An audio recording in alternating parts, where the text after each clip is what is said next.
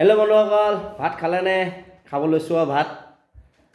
আপোনাৰ আজি আছে জিলিমিলি জোল, জিলিমিলি দাইল, তাৰমানে জিলিমিলি দাইল। তাৰপৰা আছে ওলকবি, ওলকবি ধুনীয়া আছে দেই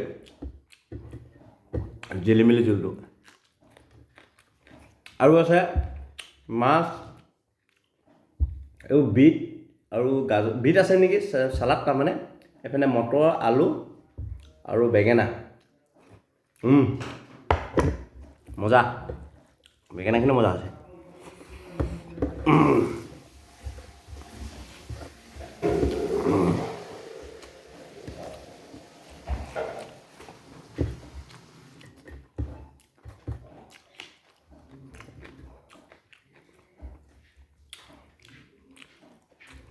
মজা।